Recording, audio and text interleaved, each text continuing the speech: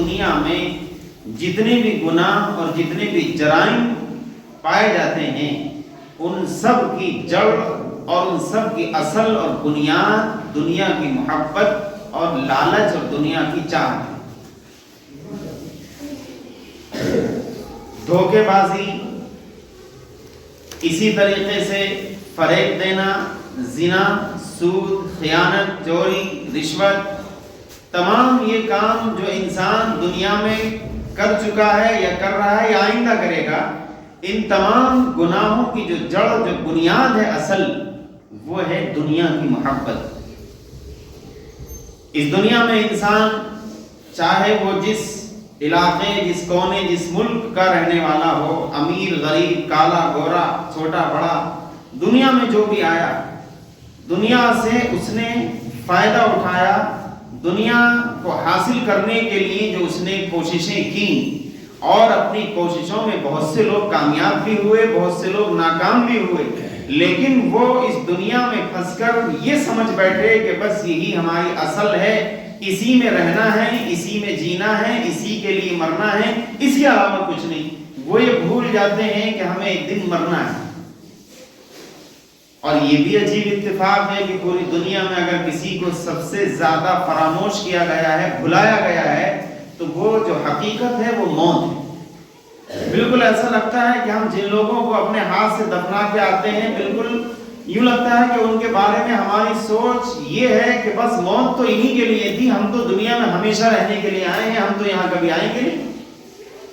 اس لیے کبھی اس طرف نہ کبھی خیال جاتا ہے، نہ کبھی انسان اس بارے میں سوچتا ہے کہ مجھے مرنا ہے، ایک دن یہ سب کچھ ختم ہو جائے گا، مجھے قبر میں جانا ہے جہاں میں ہوں گا، میرا اعمال نامہ ہوگا، میرے ساتھ کوئی نہیں ہوگا، فرشتے آ کر پوچھیں گے اللہ کی طرف سے میرے ساتھ یہ سلوک ہوگا، اچھا ہوگا یا برا ہوگا، یہ میرے اعمال طے کریں گے۔ کسی انسان کو اس کی فکر ہی نہیں۔ صبح سے لے کے شام تک پوری زندگی صرف دنیا کمانے اور دنیا کی ہوڑ دوڑ اور اسی چمک دمک میں زندگی گزر رہی ہے۔ مولانا رومی رحمۃ اللہ علیہ، انہوں نے عجیب بات لکھی ہے، انہوں نے کہا ہے کہ دیکھو دو چیزیں ہیں جن کی محبت انسان کے اندر دل میں ایک ساتھ نہیں آ سکتی۔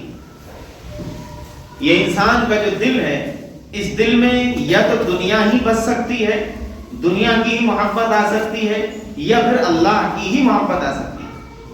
انسان اگر یہ سوچے کہ نہیں میرے دل میں اللہ کی بھی محبت رہے اور ساتھ ساتھ دنیا اور دنیا میں جو کچھ ہے اس کی بھی محبت رہے، تو پھر وہ ایک خواب دیکھ رہا ہے اور بھول بھلیا میں سفر کر رہا ہے، یہ کبھی حقیقت نہیں ہو سکتا۔ اس دل میں یہ تو اللہ ہی رہے گا یا پھر دنیا ہی رہے گی، یہ ہمیں آپ کو طے کرنا ہے کہ ہم کس کو رکھنا چاہتے ہیں۔ قرآن میں اللہ تبارک و تعالی نے ارشاد فرمایا وَمَنْ أَعْرَضَ عَنْ ذِكْرِي فَإِنَّ لَهُ مَعِيشَةً ضَنْكًا وَنَحْشُرُهُ يَوْمَ الْقِيَامَةِ أَعْمَى قَالَ رَبِّ لِمَ حَشَرْتَنِي أَعْمَى۔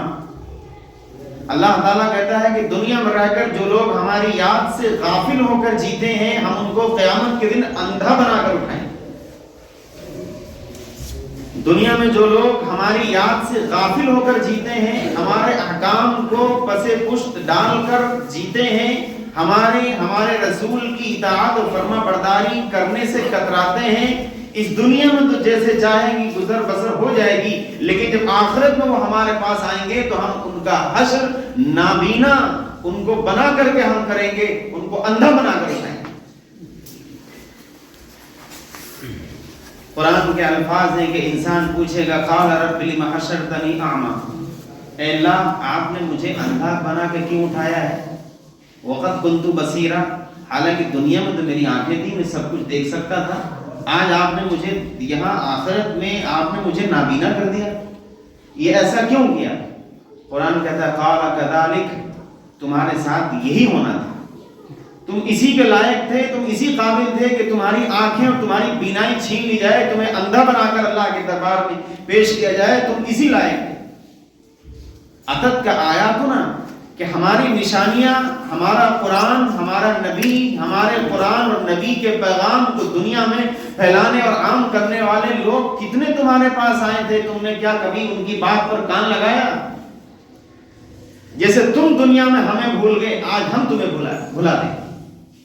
جیسے تم دنیا میں ہمیں بھول گئے، ہماری آیتوں، ہماری نشانیوں، ہمارے قرآن، دین، ہمیں اور ہمارے رسول اور پورے ہمارے سسٹم کو تم نے بھلایا، آج آخرت میں تمہیں بھلا دیا جائے گا، جہاں تم جانو تمہارا کام جانے۔ ذرا دل پہ ہاتھ رکھ کے سوچئے، کسی بھی انسان جس کے دل میں ذرا بھی اللہ کا خوف ہو، اللہ کے ہونے کا یقین اگر کسی کے دل میں ہو، وہ ذرا سوچے کہ کل قیامت میں جب کوئی نہیں ہوگا، یوم یفر المرء من اخیہ وامہ وابیہ وصاحبتہ وبنیہ لکل امرئ منہم یومئذ شأن یغنیہ وجوہ یومئذ مسفرہ ضاحکۃ مستبشرہ ووجوہ یومئذ علیہا غبرہ ترہقها قترہ اولئک هم الکفرۃ الفجرہ۔ قرآن نے یہ اس طریقے سے منظر کشی کی ہے اس قیامت کے اس ہولناک دن کی کہ جس دن ایک انسان اپنے سگے بھائی سے بھاگے گا، باپ سے بھاگے گا، ماں سے دور ہو جائے گا، دوست و احباب سے دور ہو جائے گا، بالکل نفسی نفسی کا یہ عالم ہوگا۔ اس دن کچھ چہرے ایسے ہوں گے جو تر و تازہ ہوں گے، چمک رہے ہوں گے، اور کچھ ایسے ہوں گے جن کے اوپر بالکل کالی اور سیاہی منی ہوئی ہوگی، دور سے پہچان نہیں جائیں گے یہ کافر، فاجر، گناہگار، بدکار لوگ ہیں۔ ایسے حالات میں اگر اللہ تبارک و تعالیٰ یہ کہتے کہ جہاں جاؤ دل کر کے جس سے چاہو مانگ لو، ہمارا تمہارا کوئی لینا دینا نہیں، یہ انسان اگر سوچے تنہائی میں بیٹھ کر تو یقیناً یہ آیتیں قرآن کی اس کو جھنجھوڑ دینے کے لیے کافی۔ اس کے باوجود صورتحال یہ کہ غفلت کا ایسا غلاف چڑھا ہوا ہے، ایسی چادر چڑھی ہوئی ہے کہ انسان سننے کو تیار نہیں، ماننے کو تیار نہیں، اور بالکل ایک لمحے کے لیے بھی اپنے اندر تبدیلی لانے کو تیار نہیں۔ مولانا رومی رحمۃ اللہ علیہ آگے لکھتے ہیں کہ دنیا کی مثال ایک کشتی کی طریقے سے ہے کہ دنیا یقیناً ایک ضروری چیز ہے، ایک کشتی ہے، وہ کشتی ظاہر ہے خشکی پر تو چل نہیں سکتی، اس کے لیے پانی کا ہونا ضروری ہے، وہ کشتی پانی پر ہی چلے گی، لیکن وہ پانی جب تک کشتی کے نیچے، دائیں بائیں، آگے پیچھے، ارد گرد اگر کشتی کے ہے تو کشتی اس پانی پر آسانی سے چلتی چلی جائے گی، نہیں رکے گی۔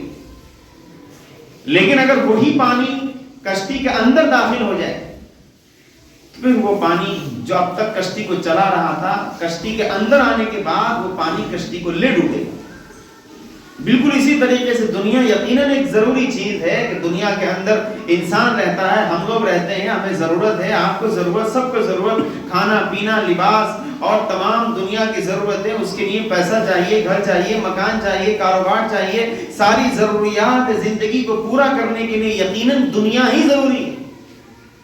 اس کے بغیر ناممکن ہے۔ لیکن یہ دنیا اور اس کا ساز و سامان اگر یہ ہمارے ارد گرد ہے تب تو یہ زندگی ٹھیک ٹھیک چلتی رہے گی، لیکن جیسے ہی دنیا اور اس کے لالچ اور اس کی محبت اور اس کا ساز و سامان جیسے ہی دل میں آیا، فوراً یہ ہمیں دل کو، پورے سسٹم کو لے ڈوبے۔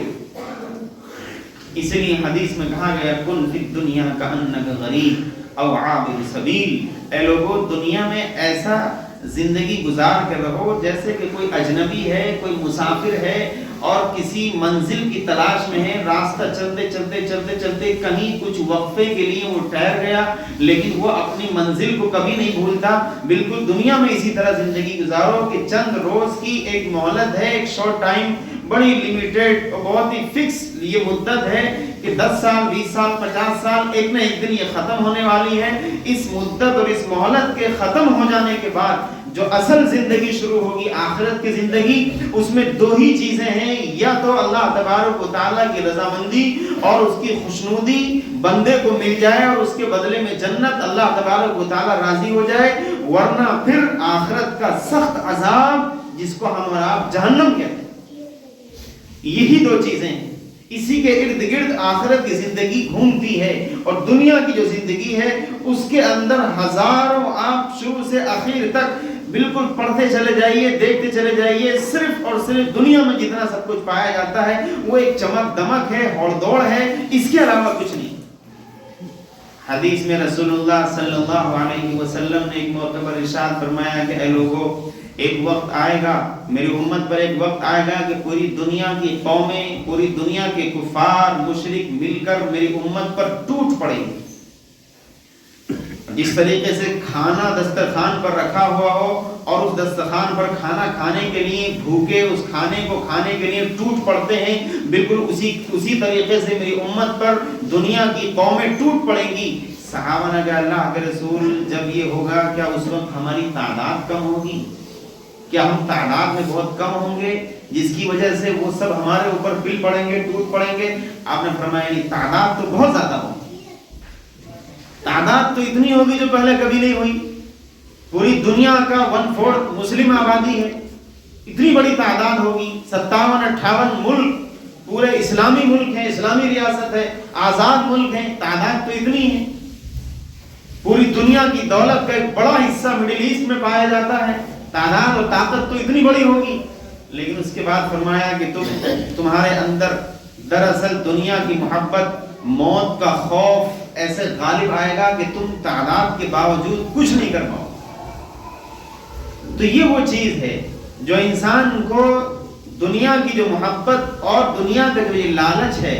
کہ سب کچھ میں بس یہیں پہ کر جاؤں اور یہیں پہ ہو کر رہ جاؤں، اس کے علاوہ کچھ نہ سوچوں، یہ تو کافرانہ سوچ ہے، مشرکانہ سوچ ہے۔ یہ تو کفار اور مشرک کہا کرتے تھے انہی اللہ حیاتنا الدنیا نموت و نحیا وما نحن بمبعوثین، کہ بس یہی دنیا کی زندگی، یہیں پر جیے یہیں پر مریں گے، دوبارہ ہم زندہ ہوں گے، اس کا کوئی تصور نہیں۔ یہ تو ان کے یہاں۔ اور اسی کے ساتھ ساتھ قرآن کی جو آیت میں نے پڑھی ومن اعرض عن ذکری فإن له معیشۃ ضنکا، کہ جو میری یاد سے غافل ہو کر زندگی گزارتا ہے، دنیا کمانے کے لیے چاہے جتنی محنت کر لے، ہم اس کو تنگ دستی دیں گے،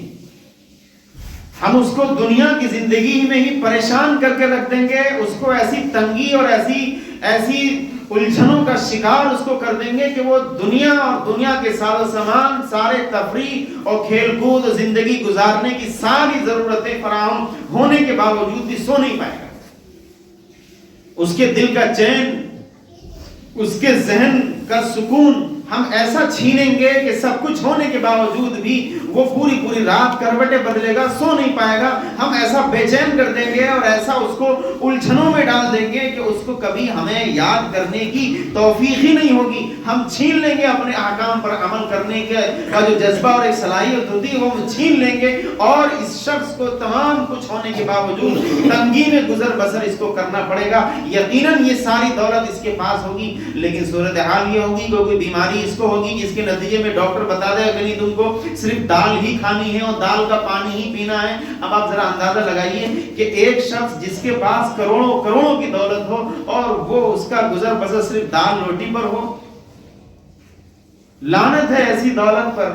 کہ جو آدمی خوشحالی اور خوش دلی کے ساتھ کھانا نہ کھا سکے۔ ایک غریب مزدور کو دیکھیے جو صبح نکلتا ہے، شام کو آتا ہے، کماتا ہے 250-300 اور اس کے بعد آتا ہے واپس آ کر جو ملا سو ملا، کھایا پیا، بہترین زندگی گزارتا ہے اور اچھی نیند سوتا ہے۔ اچھی نیند سونے کے بعد توانائی اور طاقت کے ساتھ صبح بیدار ہوتا ہے اور اپنے کام پر نکل جاتا ہے۔ اس کو ان تمام جھمیلوں کی پرواہ ہی نہیں، فکر ہی نہیں، اس لیے کہ اس کے پاس یہ ساری چیزیں ہے ہی نہیں۔ لیکن جس کے پاس ہیں، یقیناً اگر یہ ساری چیزیں اس کو اللہ اور اس کے رسول کے احکامات پر عمل کرنے سے رکاوٹ نہیں ہے تو یہ بہت مبارک ہیں یہ ساری چیزیں۔ لیکن اگر یہ ساری چیزیں اللہ اور اس کے رسول کے احکام سے روک رہی ہیں بندے کو، تو پھر ان ساری چیزوں پر اللہ کی لعنت یہ کسی کام نہیں۔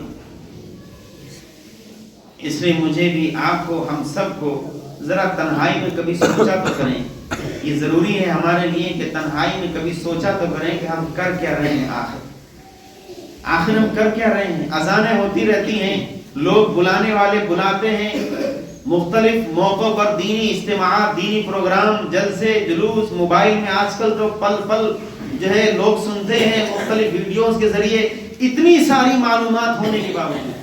اتنی ساری معلومات اور دینی احکام پر عمل کرنے کے اتنے راستے کھلے ہونے کے باوجود آخر اس بے دینی کی وجہ کیا ہے؟ یہ بے دینی میرے اندر سے، آپ کے اندر سے، لوگوں کے اندر سے آخر نکلنے کا نام کیوں نہیں لے رہی ہے؟ کبھی اس پر ہم سب کو تنہائی میں غور کرنا چاہیے، اور جو کمی کوتاہی ہے اس کو دور کرنے کی فکر ہمیں ہونی چاہیے، اور ایک اصلاح کا جذبہ ہم سب کے اندر اپنے سلسلے میں اور دوسرے لوگوں کے تعلق سے ہمارے اندر ہونا چاہیے۔ اللہ